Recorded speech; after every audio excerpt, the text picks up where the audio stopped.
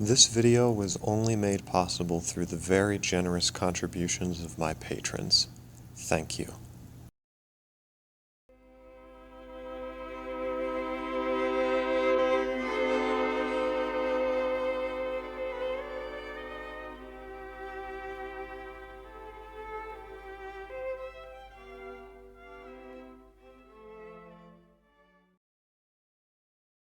What can be said clearly.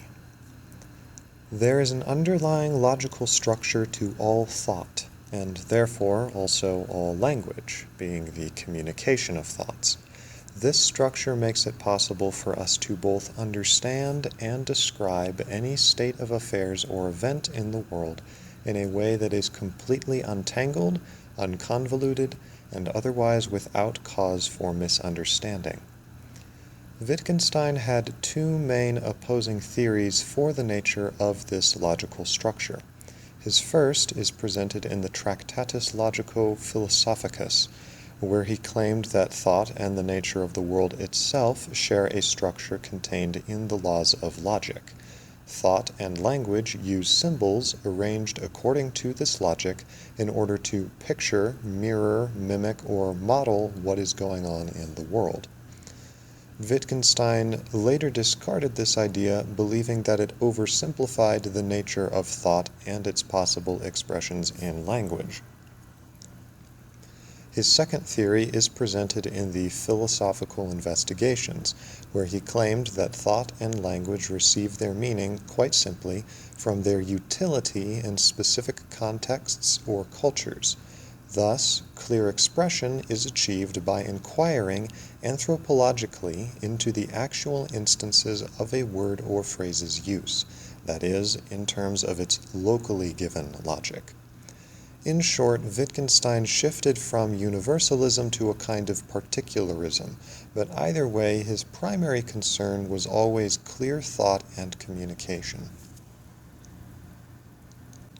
All philosophical problems result from people trying to say the unsayable. Wittgenstein believed that the underlying structure of thought and language, while it made it possible to express things clearly, necessarily limited what could be expressed in the first place. According to Wittgenstein, the very nature of thought and language is purely descriptive. It describes states of affairs in the world, that is, how things stand, for instance, the propositions of natural science. But the most important things for humanity to talk about are not simple states of affairs in the world, but matters lying outside of the world, that is, interpretations applied to states of affairs, but not states of affairs in themselves.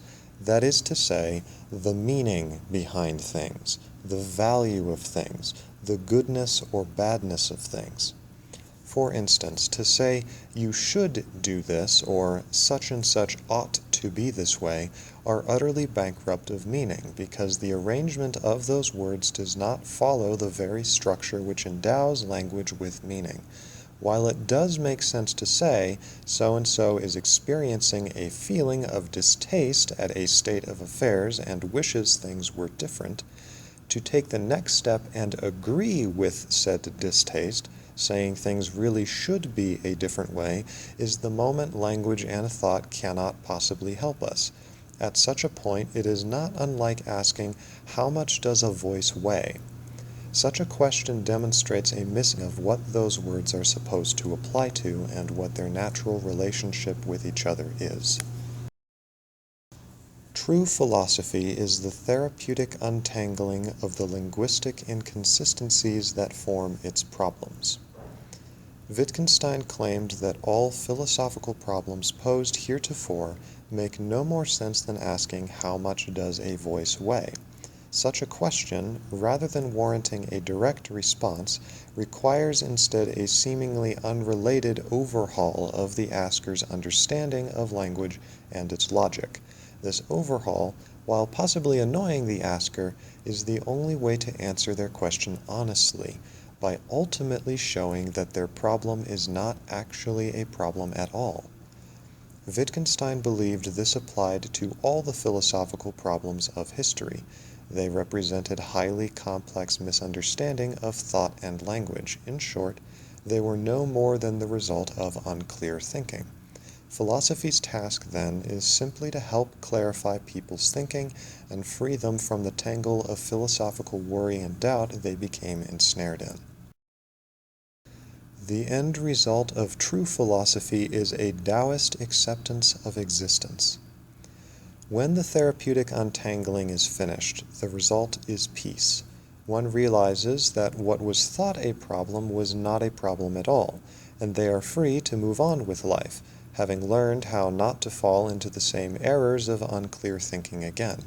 One ultimately learns that the questions of philosophy are indeed answered, questions about the meaning of existence and the value of things, but they are not answered in language, and not through convoluted inquiries, but rather in the simple living of life itself, in present existence itself.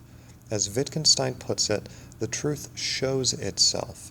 It is not said or even expressed in thought. What can be said clearly, and whereof we cannot speak, we must remain silent. To help people untangle themselves from meaningless problems and more fully live their lives is Wittgenstein's philosophy in a nutshell. Dear viewer, thank you so much for listening. I hope you enjoyed this video and found it useful. If you would like to view more content like this in the future, please check out my Patreon page, linked here. Donations make it possible for me to continue producing content regularly and with greater care, and they also come with rewards and bonuses listed on the page. Either way, it really does mean the world to me.